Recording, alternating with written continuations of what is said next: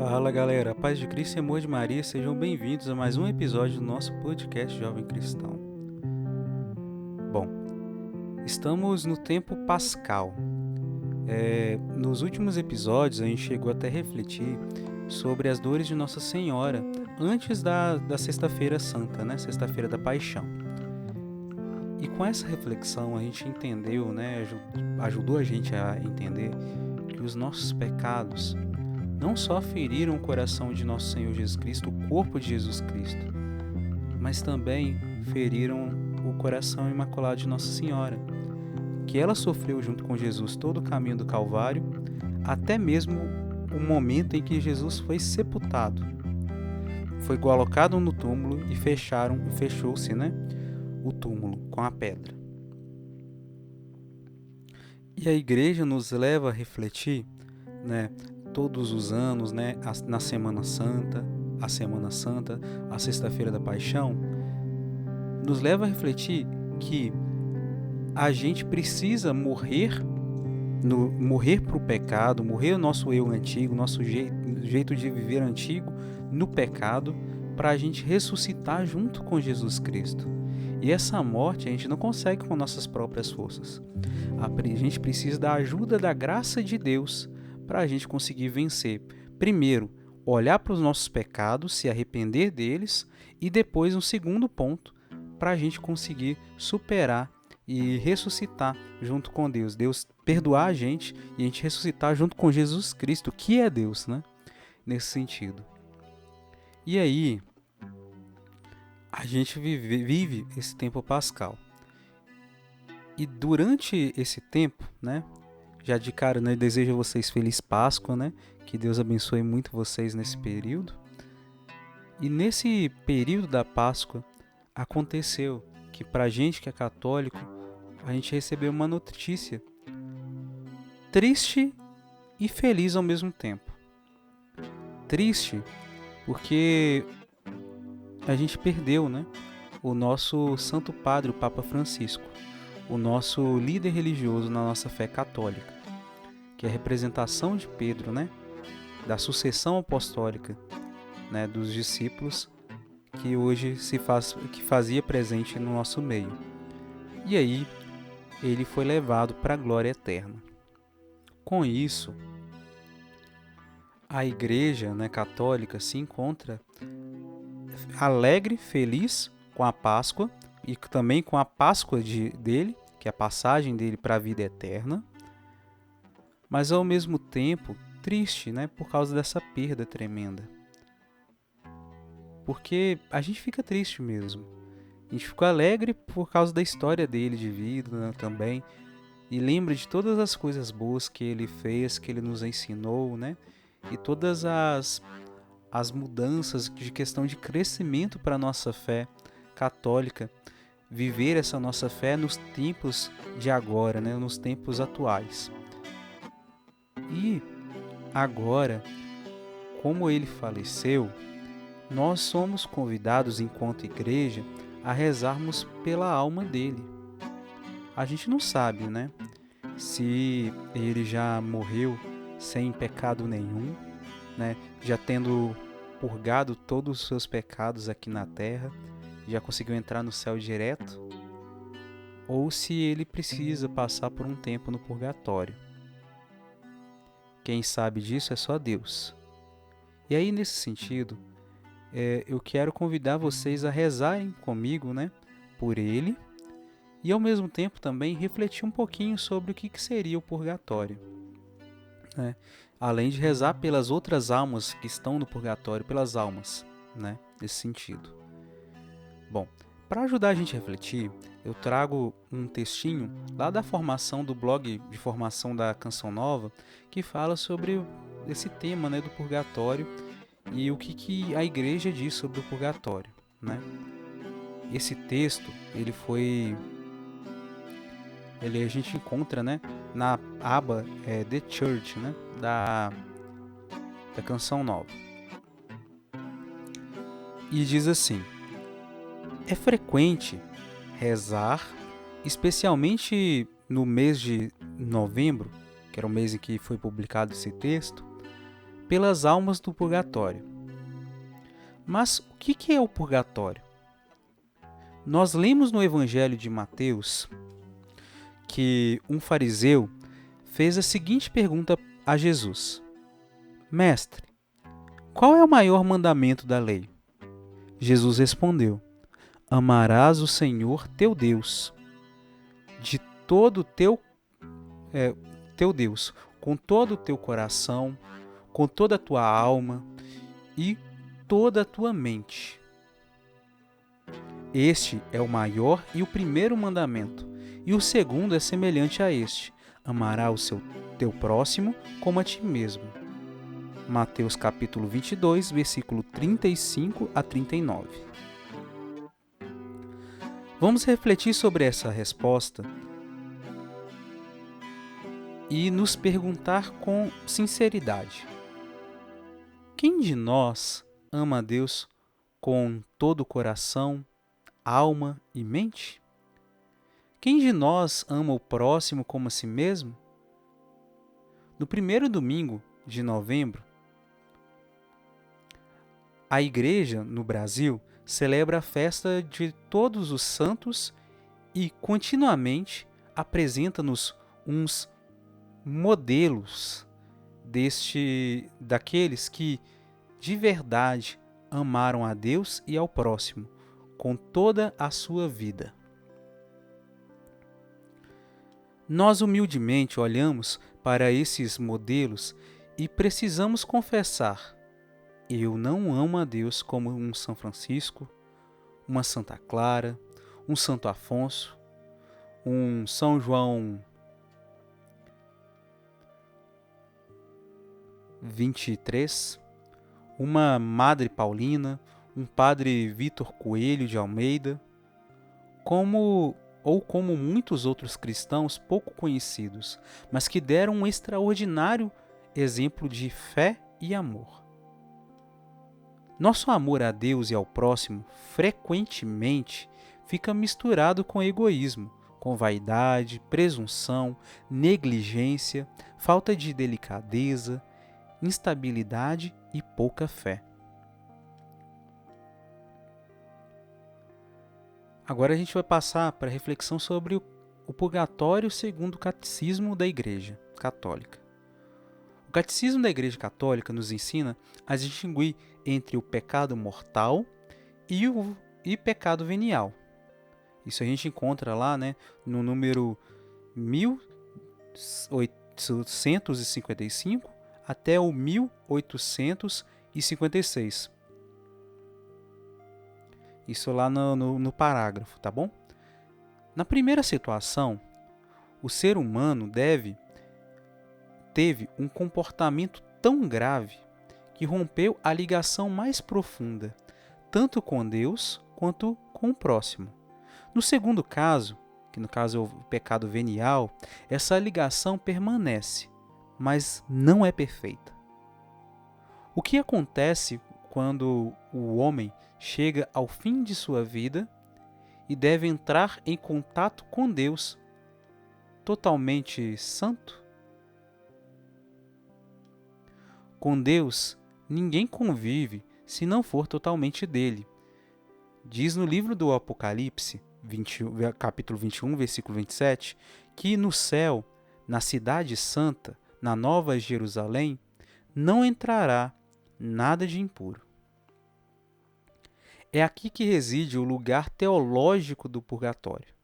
O purgatório significa, pois, a graciosa possibilidade que Deus concede ao homem de poder e dever, na morte, amadurecer radicalmente.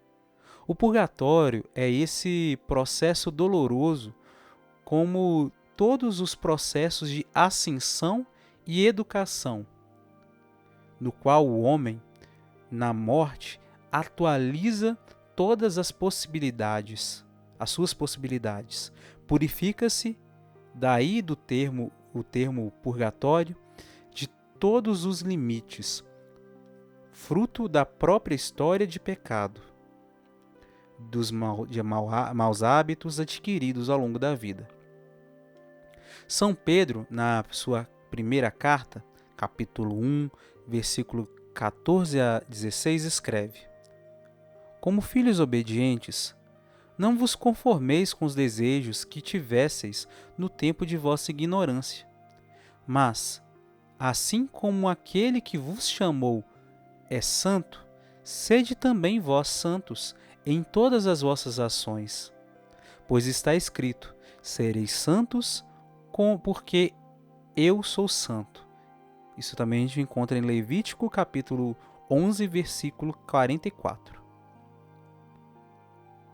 Como não lembrar de outra palavra que lemos em Mateus, capítulo 5, versículo 48? Sede perfeitos, por como é perfeito o vosso Pai Celeste. Deus nos pede a perfeição. Ele nos quer perfeitos. E por meio da sua graça, que sempre nos acompanha nesta e na outra vida, Ele nos transforma de imperfeitos em perfeitos. Essa graça na vida presente é oferecida à nossa liberdade. O homem pode dizer a Deus um não definitivo ou um sim, mas não de uma maneira perfeita. Então, a sua graça nos acompanha até o momento em que esse sim se torna perfeito, se tornará perfeito. E se isso não acontece antes da morte, acontecerá depois dela. Para aqueles que escolheram amar a Deus e ao próximo, mas não chegaram a fazê-lo com todo o coração. Eis o lugar, ou melhor, o estado, a situação do purgatório. Por que purgatório? A essa altura, Por que purgatório? A essa altura, pode-se perguntar quando, na história e na doutrina da Igreja, fala-se do purgatório. Na antiga Igreja, a ideia do purgatório se desenvolveu em relação à prática penitencial. De fato, se por um lado Jesus concedeu aos apóstolos o poder de perdoar os pecados, a gente confere isso no Evangelho de Nosso Senhor Jesus Cristo segundo São João, capítulo 20, versículo 22 a 23. Por outro lado, a Igreja organizou sua prática penitencial de maneira diferente, em épocas diferentes. Hoje temos a modalidade do sacramento da confissão, mas desde o início até o século XVI, houve a modalidade da penitência pública, concedida uma vez na vida e reservada para os pecados mais graves e públicos, caracterizada por um longo de anos e difícil caminho de expiação que se concluía com uma reconciliação eclesial por meio do bispo. Reinava, então, a insegurança quanto ao batizado que houvesse cometido um pecado mortal e, em consequência, se achava excluído da vida comunitária da Igreja. Se estava suficientemente purificado e havia feito suficiente penitência para poder ser admitido novamente à celebração eucarística. E, em suas dúvidas, as autoridades eclesiásticas se decidiram a conceder a reconciliação que, às vezes, parecia demasiado prematura, movidas pelo pensamento de que, além da morte, existe uma possibilidade de purificação ou reconciliação. Quem mais difundiu a doutrina do purgatório foi o Papa Gregório Magno, Papa desde os anos 590 até os 604. A convicção eclesiástica criou diversas formas de expressão na liturgia. Já no século II, atesta-se uma oração pelos falecidos. Desde o século III, existe o costume de orar por eles durante a celebração da Eucaristia. A Igreja Católica ensinou explicitamente a existência do purgatório no Segundo Concílio de Leão, 1274, no Concílio de Florença, 1439, e no Concílio de Trento, de 1545 a 1563.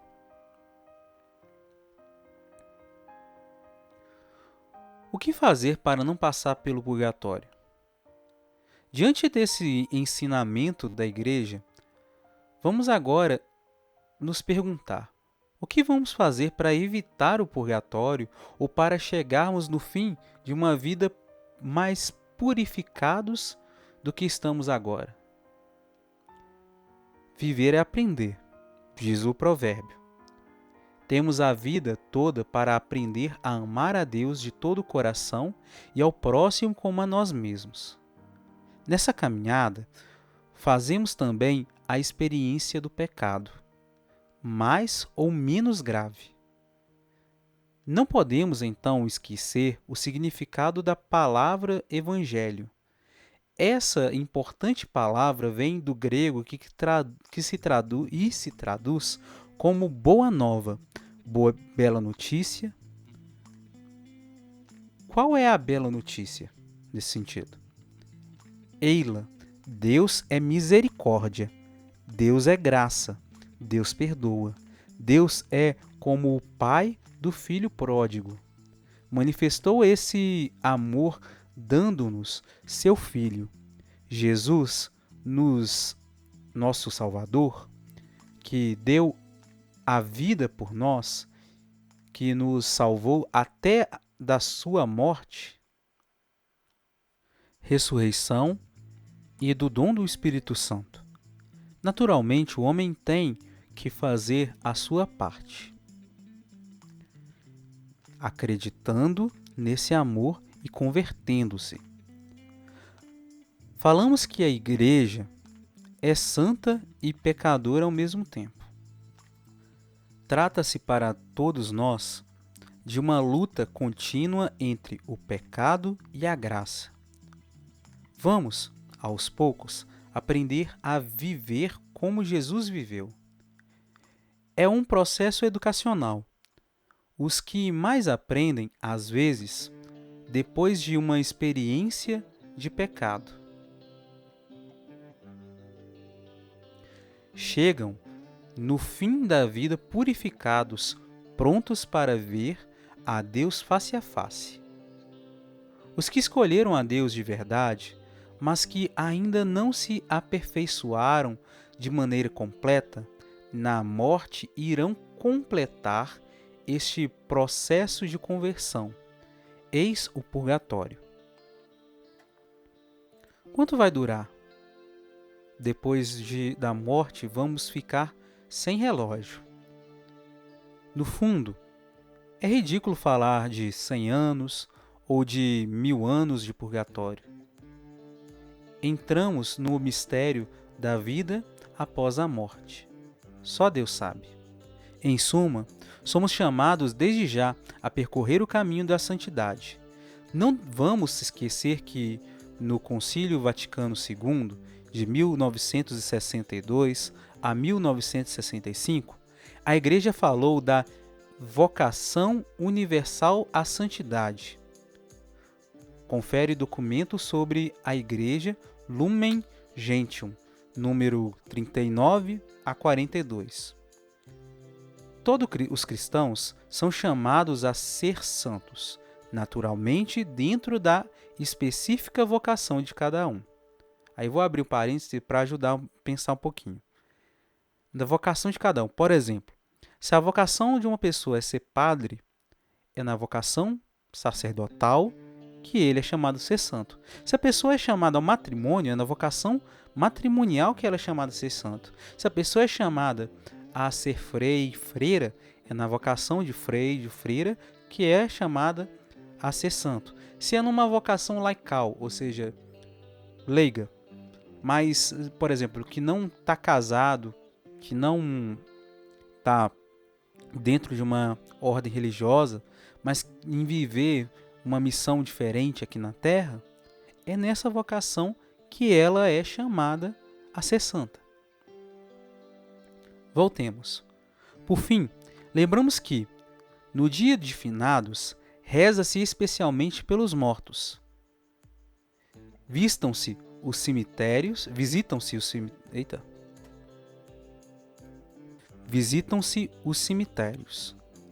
A que se deve essas práticas? São válidas? A oração pelos mortos tem raízes já na crença dos próprios judeus. Quando ocorreu o episódio de Judas Macabeus, segundo o século a.C., narra-se aí que alguns soldados judeus foram encontrados mortos num campo de batalha, tendo debaixo de suas roupas alguns objetos consagrados aos ídolos, o que era proibido pela lei de Moisés. Então Judas Macabeus mandou fazer uma coleta para que fosse oferecido em Jerusalém um sacrifício pelos pecados desses soldados. O autor sagrado louva a ação de Judas nestes termos: se ele não esperasse que os mortos ressuscitariam, teria sido vão e supérfluo rezar por eles. E acreditava que uma bela recompensa agrada os que morrem piedosamente. Era este um pensamento santo e piedoso. Por isso, pediu um sacrifício expiatório para que os mortos fossem livres de suas faltas. Segundo Macabeus, capítulo 12, versículo 44 a 46. Neste caso, vemos pessoas que morreram na amizade de Deus, mas com uma incoerência que não foi a negação da fé, já que estavam combatendo no exército do povo de Deus contra os inimigos da fé. No credo, nós cristãos professamos a fé na comunhão dos santos. E o que significa isso? Procuramos a resposta no Catecismo da Igreja Católica, que assim expressa: a expressão comunhão dos santos designa, em primeiro lugar, as coisas santas e, antes de mais, a Eucaristia, pela qual é representada e se realiza a unidade dos fiéis que consistem num só corpo em Cristo. Esse termo também designa a comunhão das pessoas santas em Cristo e que morreu por nós, de modo que o que cada um faz ou sofre por Cristo e em Cristo reverte em proveito de todos. Nós cremos na comunhão de todos os fiéis de Cristo, dos que peregrinam na terra, dos defuntos que estão levando a cabo a sua purificação e dos bem-aventurados do céu. Foram todos uma só igreja, e cremos que, nesta comunhão, o amor misericordioso de Deus e dos seus santos está sempre atento às nossas orações. Isso a gente encontra no número 960 a número 962, lá do Catecismo da Igreja Católica. Então, visitando os cemitérios e rezando pelos falecidos, manifestamos a fé na comunhão dos santos E, acima de tudo, manifestamos a fé na ressurreição dos mortos. A esse respeito, gostaria de concluir, diz o autor, com as belíssimas palavras do apóstolo Paulo, que encontramos na primeira carta aos Tessalonicenses, capítulo 4, versículo 13 a 18. Não queremos, irmãos, que ignoreis coisa alguma a respeito dos mortos, para não vos entristecerdes como os outros que não têm esperança. Se cremos que Jesus morreu e ressuscitou, assim também devemos crer que Deus levará por Jesus e com Jesus os que morreram nele. Seremos arrebatados juntamente com eles. Quer dizer, com os que já morreram, sobre as nuvens. Iremos ao encontro do Senhor nos ares e assim estaremos para sempre com o Senhor. Consolai-vos, portanto, com estas palavras. Palavra do Senhor, graças a Deus. Vamos então visitar os cemitérios, rezar pelos falecidos. Essas práticas são válidas, pois nascem da nossa fé e a alimentam. E para concluir esse nosso momento, eu convido você a rezar não só pela alma do Papa Francisco, mas também pelas almas do purgatório, por tantas outras almas que se foram, E para isso eu convido vocês a rezarem 2 orações comigo. Eu vou rezar pausadamente, E vocês podem repetir comigo, tá bom? Vamos lá então. Essa é uma oração pelos falecidos. Rezemos. Pai Santo, Deus eterno e todo-poderoso, nós vos pedimos, pelo Pontífice, Santo Padre Papa Francisco, e pelas outras almas, que chamastes desse mundo, dai-lhe a felicidade, a luz e a paz, que ele e elas, tendo passado pela morte, participem do convívio de vossos santos na luz eterna, como prometestes a Abraão e a sua descendência, que as suas almas não sofram, nada sofram, e vos digneis ressuscitá-los com os vossos santos no dia da ressurreição e da recompensa. Perdoai-lhes os pecados para que alcancem, junto a vós, a vida imortal no reino eterno. Por Jesus Cristo, vosso Filho, na unidade do Espírito Santo. Amém. Pai nosso, que estais no céu, santificado seja o vosso nome. Venha a nós o vosso reino, seja feita a vossa vontade, assim na terra como no céu. O pão nosso de cada dia nos dai hoje. Perdoai as nossas ofensas, assim como nós perdoamos a quem nos tem ofendido. E não nos deixeis cair em tentação, mas livrai-nos do mal. Amém. Ave Maria, cheia de graça, o Senhor é convosco. Bendita sois vós entre as mulheres, bendito é o fruto do vosso ventre, Jesus. Santa Maria, Mãe de Deus, rogai por nós, pecadores, agora e na hora de nossa morte. Amém. Dai-lhes, Senhor, o repouso eterno e brilhe para eles a vossa luz. Amém.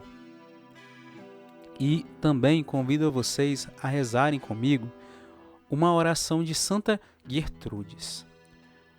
Para contextualizar, Santa Gertrudes foi uma mística do século XIII, que muito tempo antes das aparições de Jesus, do Sagrado Coração de Jesus a Santa Margarida Maria Alacoque, ela já recebeu a graça extraordinária de viver experiências místicas com o Sagrado Coração de Jesus.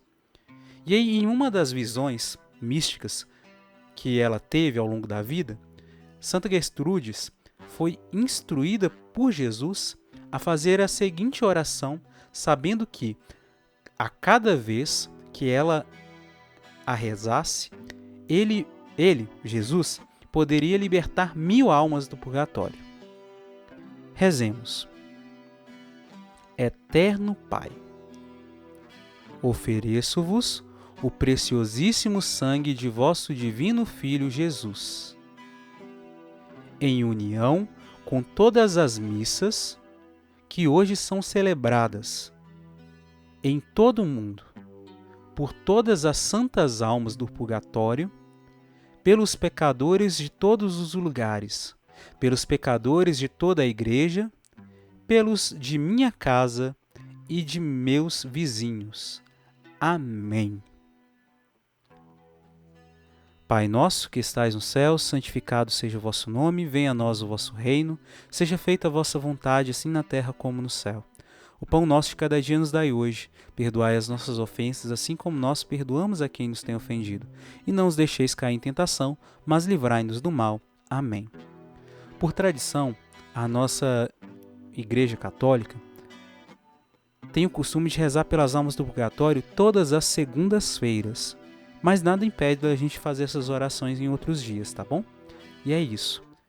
Que Deus nos abençoe, guarde cada um de nós, que a gente possa continuar rezando pela alma do Papa Francisco e também rezar pela eleição do nosso novo Papa, que vai acontecer em breve, né? Caso você não esteja ouvindo esse episódio no dia que saiu, ele está saindo no dia 24 de abril. Caso você esteja ouvindo depois, mesmo assim, aproveita a oração para rezar pelo novo Papa e pelas almas do purgatório também, tá bom?